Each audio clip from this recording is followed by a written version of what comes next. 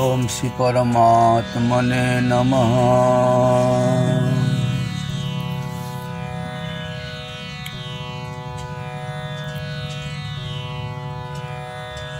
आज सोमवार,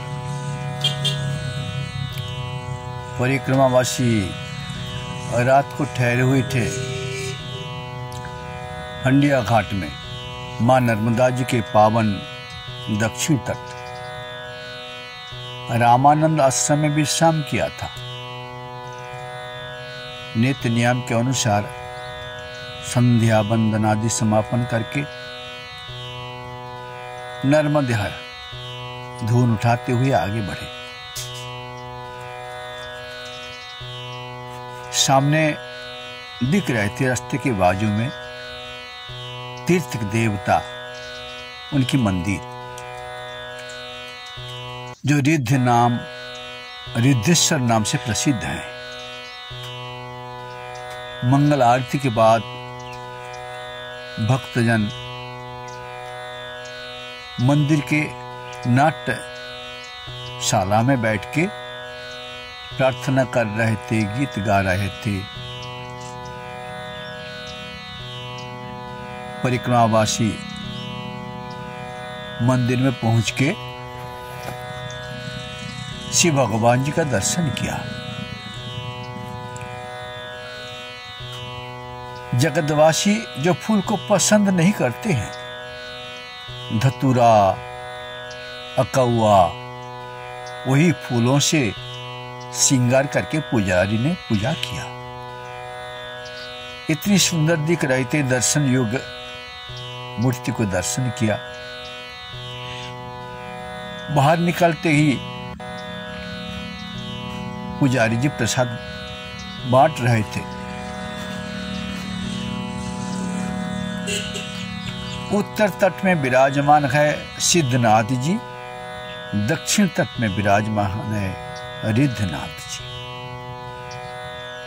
भोले बाबा जी का दोनों ही स्वरूप हैं।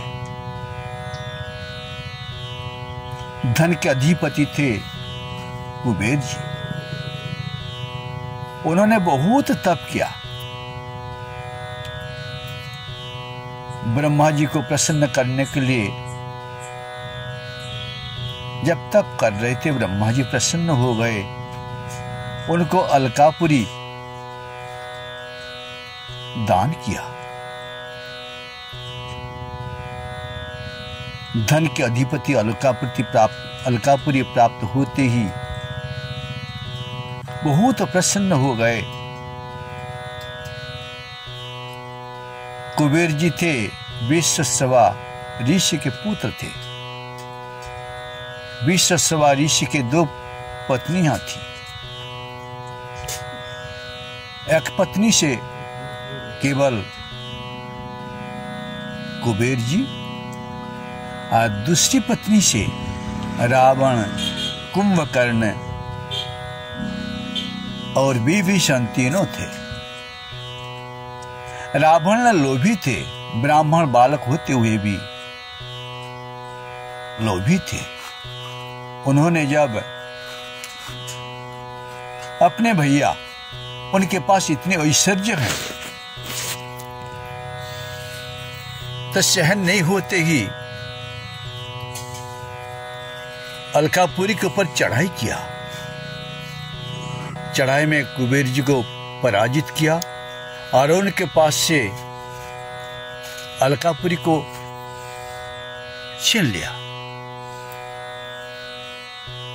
जो लंका के नाम में परिचित हैं, अब लंका के राजा बने रावण। जब लंका के राजा बने रावण, अब कुबेर जी बहुत दुखी हो गए। क्या करूं?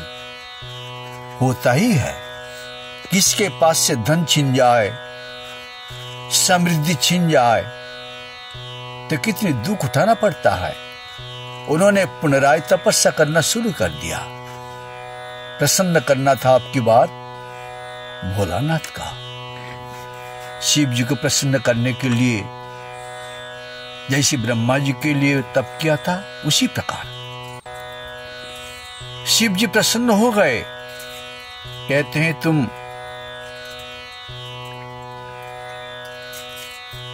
अलकापुरी पुनराय ग्रहण करो। दूसरी अलकापुरी उनको प्रदान किया।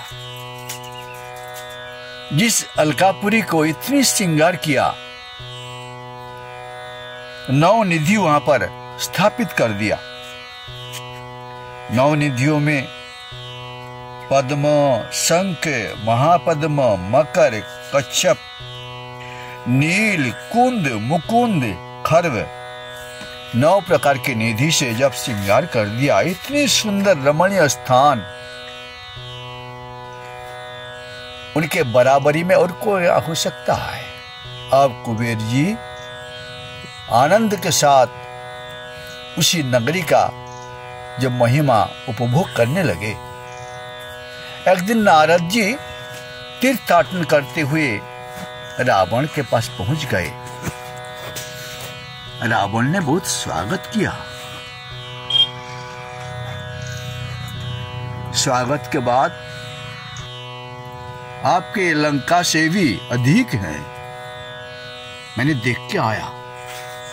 कितनी सुंदर उनमें फलों से, फूलों से, तपस्या से, रिद्धि सिद्धि सारे वहां पर विराजमान है। रावण के मन में पुनराय देश उत्पन्न हो गया। फिर जाके उन्होंने चढ़ाई कर दी। जब चढ़ाई किया, कुबेर जी पराजित हो गए। अब भोले बाबा ने कहने लगे, कुबेर फिर तपस्या करो, बिना तपस्या तपः न सिद्धति। तपस्या के बगैर कोई भी सिद्धि लाभ नहीं कर सकता।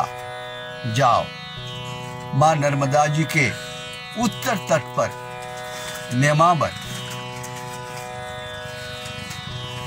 हम विराजमान है।